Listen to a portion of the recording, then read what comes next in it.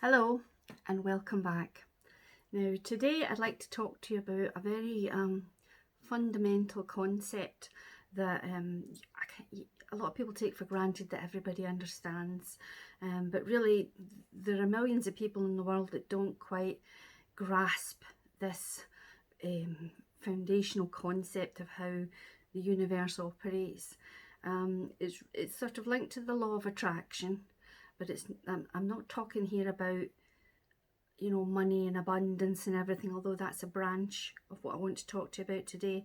I'm talking about your life and how your life, as it shows up, mirrors your expectations of what your life will be. It's a sort of, there is a direct response to what you're putting out and what you're getting back in that a lot of people are unconscious of. So I'm going to put this in my fundamentals playlist because it's going to give you a good strong foundation, and it might be helpful to people who think they know all about this stuff to sort of revisit it and ask themselves, you may know about it, in your head and logically and understand the concept, but are you living it? Because the doing of this law of the universe is it can be trickier, than it seems. It sounds really quite simple. It's all about where you put your energy focus. And I've dotted this through other videos, but this video is solely about this topic. I have noticed, all this going on with this coronavirus and everything, and the fear that it's bringing up in a lot of people. It's kind of disproportionate. I'm not saying that it's not a serious business, but there's been a lot of things that have swept through the planet. People have survived. This is not a new situation. It's just a new version of the Spanish flu or the Black Plague or whatever. And what I want to tell you is those people who fear getting it the most and who put a lot of their focus on cleaning things and isolating and locking themselves away and trying to keep out the bad thing that's out there, they're in fact sending a pulse of energy out into the universe, with every thought they have about this situation, that is in fact gluing it to them. It is drawing it, it's winging its way to you. The more thought you give a thing, the more emotion you put into something, the more it will come to you. And that works in the negative. You might be saying, I do not want this. But the universe, it doesn't read negatives. It just reads the power of your emotion. And the way this planet is working, we're here to confront the things we fear and overcome them through our awakened senses, through learning the laws of the universe and our own innate power. So, if we fear something, then it makes it much more likely that it's going to stick around or come into your world. So I'm trying to give you a heads up here. When you find yourself worrying about financial matters or how a relationship might end up or something with your children, the more thought you give to these things that you don't wish in your life, the more you're calling them into your life.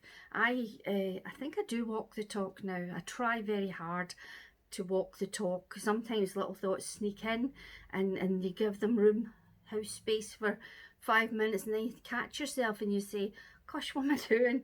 I have to stop focusing on this thing that may or may not ever happen, or this situation that is behind me, or this problem that I'm currently dealing with, because things that are in your life at the moment you have in fact summoned to you in a direct or indirect way. You might have consciously wanted it and got it, and it not being what you realize you didn't want it, or it's something that you have unconsciously brought into your world through your thoughts and your fears. The universe is very you know, that it misses nothing. It can sense the tiniest ripple of emotion in you. Emotions are our most powerful signal to the universe. So if we feel very strongly about something, we either want it very, very, very, very much, or we don't want it very, very much. You know, these emotions come up in us, and the universe hones in on them. They're like a big blast that goes out of vibration, and it has a ripple effect in the universe, and it will boomerang back to you. Oh, thank you. Some beautiful energy there. It will boomerang around back to you, bringing either something that you're in tune with and in alignment with that you wish, or something that you really didn't want anywhere near you. So you have to try and become more aware, make your subconscious thoughts more conscious, catch yourself, you know, in your quiet moments, and ask yourself, what are you focusing on at this minute in time? Abraham Hicks does a ton of work on this. It's a sort of channeled guidance from the spirit world through a wonderful, wonderful soul called Esther Hicks. And I strongly recommend you go and find Abraham Hicks and listen to some of what they're saying, because it does come down to this, the type of thing, the fundamental information that I'm trying to give you here. So you have to nip in the bud any negative thoughts you have about, you know, an illness or a situation in your world, a danger that you're trying to avoid, you know, some kind of catastrophe or whatever. You have to stop thinking about it. The very best thing you can do is shift your focus on to either something neutral, you know, like reading a book, or you know, going for a walk, and you know, focusing on the nature round about you. Or you can do some crafting, some art, some journaling. You get your mind away from the thing that's troubling you, and it will diminish its power in your life if you can focus on the wonderful things. This is linked a bit to the video I did recently, about the universe wanting you to be happy. The universe and God, they don't want to send you all this bad luck and mishaps and whatnot, but really it's where your mind is. It's where the mind is, you know, if we listen too much to our mind, it can be a bit of a trap, because the mind thinks it's protecting us, and it likes to worry about stuff, and it overthinks situations. In many of us, not everybody, but it can lead us down a bad path. What we really have to shift from this headspace into more heart space, and we have to focus on what lights up our heart. You know, loved ones, children, pets. I love the nature. I can't escape how much the nature helps and supports and heals me. So I can't recommend it enough. Any kind of crumb of nature. It could be a flower in a plant pot. If you can, oh, thank you. If you can shift your focus to that and see the beauty in it, and see the healing energy that comes off from the other living things in this world that we inhabit, is so powerful. You know, the trees, and even the wind and the clouds. I sometimes just sit and dialogue with them a bit. I mean, they're not talking back so much, but I talk to them, and I bless them and thank them, and, you know, tell them, you know, how much I'm enjoying that little breeze and how welcome it is. And I know I sound a bit kooky, but if you can shift your thoughts onto this kind of wonder and gratitude, and a viewpoint of the world, which is you know, how the beauty and the magic that's there in it,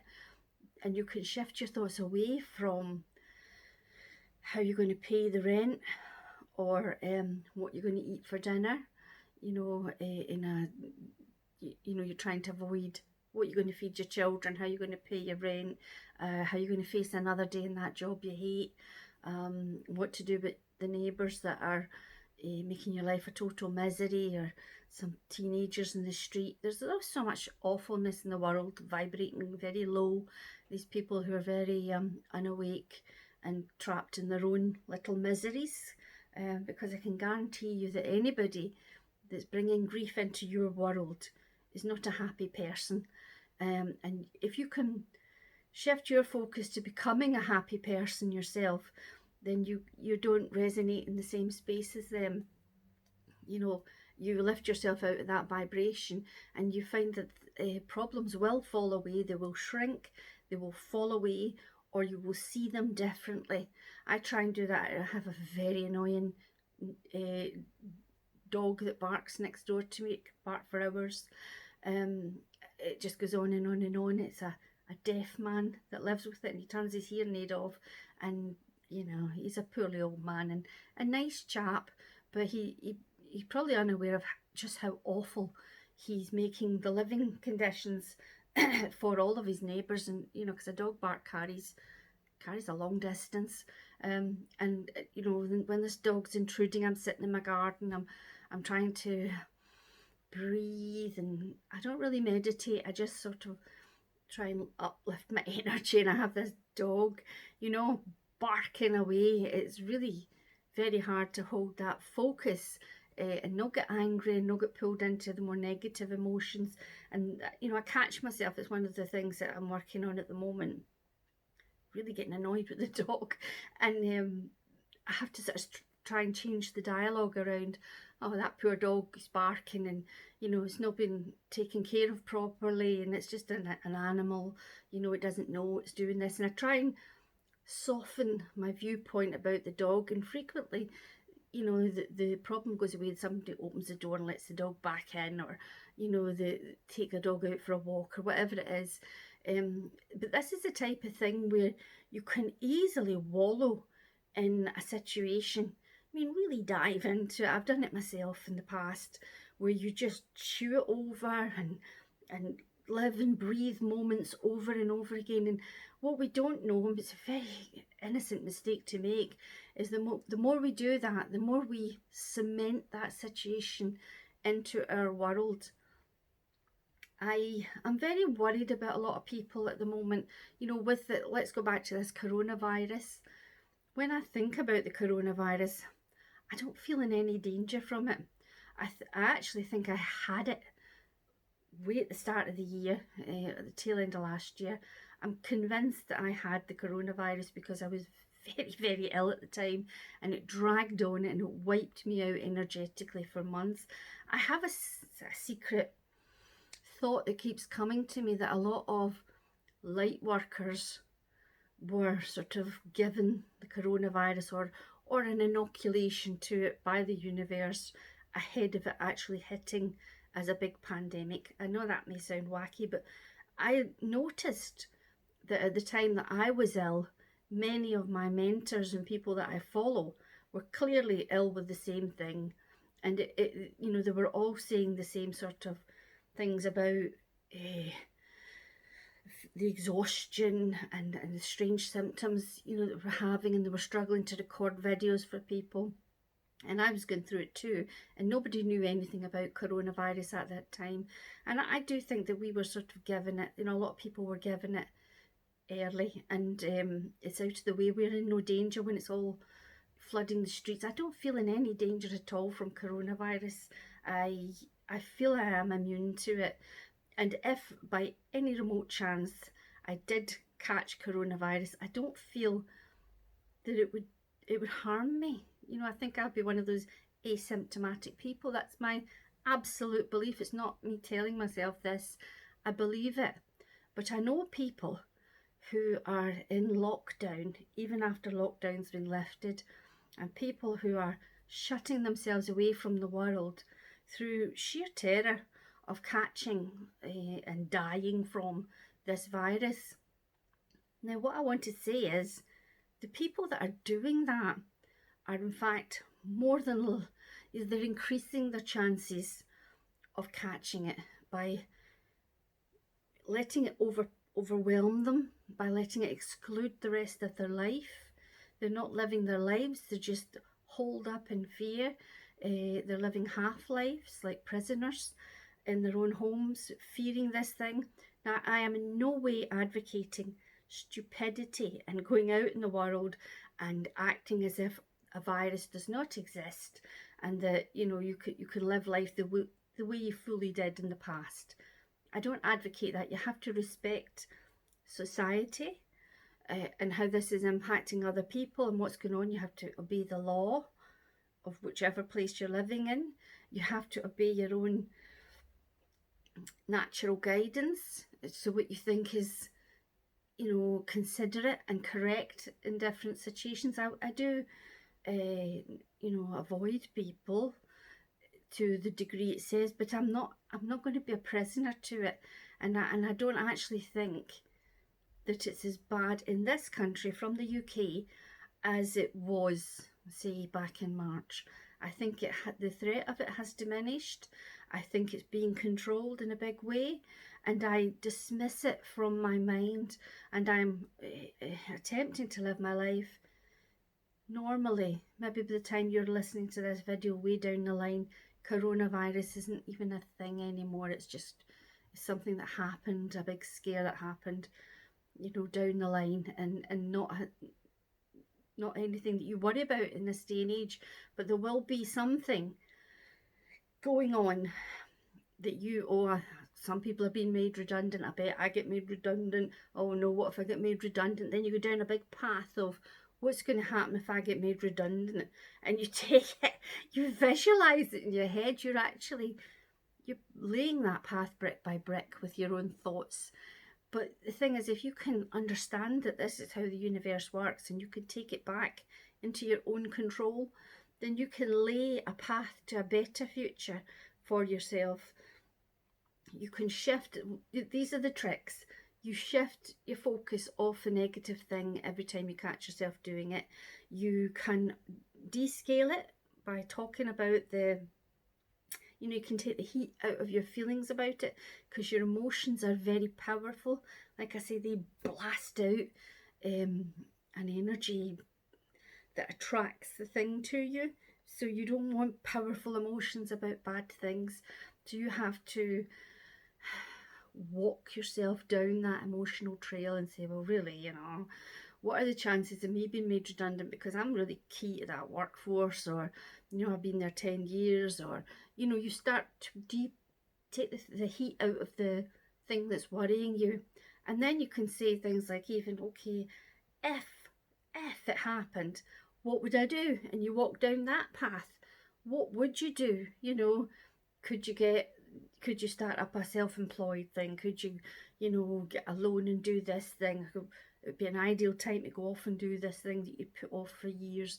There's, you can start to spin it, much the way politicians do, to be a good thing, even, and it changes your vibration and it alters the path of what's coming your way.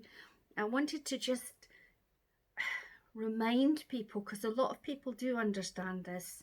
Your vibe attracts your tribe and all that kind of thing, that your energy, what goes out comes back. And you can say these little phrases and quotes and things and think, oh yeah, I know about that, but do you live it? Do you over worry? Do you panic? Do you feel fear? Are you living down in these negative emotions? And if you are, you have to start walking your way back up them, because your energy is affecting other people round about you. It's teaching your children bad ways of being in the world. I frequently say to my children, we're in no danger. We're totally safe. We're fine. Everything's wonderful. You don't have a thing to worry about. I got this. Things like that. I don't put onto children a worry about something, that might happen in their world. You've got to seed them with this positive attitude so that they can, they've got a hope in hell of navigating things and not making all the same mistakes that you perhaps made when you were a child and people were all, I was raised in a very doom and gloom. Oh, it's always the worst possible scenario. But what if you fail? Everything was always very, I think it's good that you're prepared for the worst, was the kind of policy in my home. And I think that was really the very worst thing you can teach a child, to shift their focus onto what might go wrong, what might go right. what might go right, what might be better in your world, what is better in your world. Because sometimes, oh God, life is tough sometimes, isn't it? And it can, can peck at you a little bit. But if you can just open your eyes and look actively for things to be grateful for, things that you're happy about, progress that you have made, things that you would like to call into your world in the future. And if you can't manage to get happy thoughts and, be totally trusting in the universe and in the flow of what's happening, then the next best thing you can do is to be neutral, is to find neutral distractions for yourself, to take your mind off. Abraham Hicks says, I think it's like 17 seconds of a neutral thought will cancel that energy, will help you shift onto a better energy. So look for things to be grateful for, not in a trite way, in a genuine, heartfelt way. Look for them, There's beauty in the tiniest, I see beauty in weeds and things, It's just, if you allow yourself to go with the wonder of the world, you can feel the chemistry in your body changing. You can feel the energy around you changing. I can feel it right now. It's like the angels draw near and uplift you when you can just acknowledge, the beauty that's in the world and the wonder that's in your life, and the fact that you're alive, and that, that you're not in a wheelchair, or if you are in a wheelchair, that you've got your mind, and you can, every single one of us can find stuff to focus on that's worthy of a smile, that we can be grateful for. And that's what I'm asking you to do in the face of all this. And if we could all cumulatively stop being so damn worried about everything, take precautions, and then forget it. Follow the law, but then forget it. If you're got the face mask on the bus, that's the last thought you give it. If you're a meter behind a guy in a queue, you're a meter behind a guy in a queue. Then you let it go. It's just like, shift to different thoughts. Don't be sitting paranoid calling in these things to you. What a waste of life to be locked away in fear, miserable, alone, just missing out on all the wonderful things that you could be experiencing. I'm going to endeavour to live my life to the fullest I can with the conditions the cards have been dealt. I see good things, better things. That's all I see coming towards me. The bad things that have happened to me have been to teach me how energy works, and so that I can pass it on and teach you. Please take that with you today. Let it stay in your thoughts. Monitor your thoughts. Monitor what's impacting your emotions. Monitor your life, because that's your biggest gauge of how you're doing in this. If you've got a nice enough life, then you're probably doing okay. If your life is beset with different problems, then you're spending too long in the murkier energies, and that's why they're there with you, because you're vibrating in the same place as them. It's all about this. I say it a lot. I'm going back to it because people who've watched my videos are still experiencing this. They're still living the old way, and I want you to live in a new way. I want you to grasp how powerful you are to impact your life for the positive, to break the chain of teaching children that they have no power, and that things can't be better for them. I want you to get all lit up about the possibilities of how you can change your life for the better today, right this very minute, just right now. Think about it. What can I do? What can I think? What can I feel? What can I dream? See yourself, walking on the beach. See yourself in the beautiful home that you envisage. Look at the home you've got right now and see what you can do to make it more resonant with the home you wish to have in the future. See the beauty that's in the world. Allow yourself to wallow in nicer emotions, to look at the stars and the clouds, and close your eyes in the sunshine and see the light sparkles, feel the breeze, smell the flowers. There's just so much that you can, sensory wise, you can allow yourself to do that will uplift you out of murkier energies. And it's like it all shifts. The longer you can stay in these neutral places or high energy spaces, the world that you're living in will very quickly shift and look better than it may have done. You are not powerless. Um, let's lift you up out of any of these worries that are bothering you. Anytime you catch yourself having a thought about something that's troubling you, dismiss it or ramp it up to a better thought about that situation. See it from another perspective. Try and take the heat out of it for yourself. If you do this, your life will change for the better.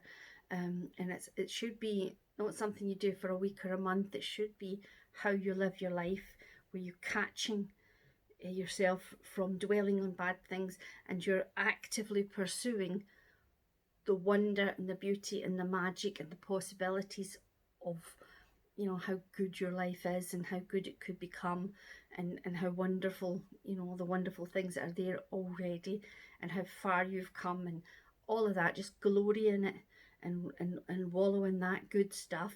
If you can do that, your life's just going to get better and better and better. I don't want to beat it to death, so I'm going to leave it there. And I hope that it's at least brought it to the forefront of your mind, and you can just, think about that over the next few days and see if, in fact, you might be playing a part in keeping situations in your life that you no longer wish, or holding yourself back from the things you want to be doing. Go for it. Okay, I'll send you many, many blessings. I love you. God bless. I'll speak again soon.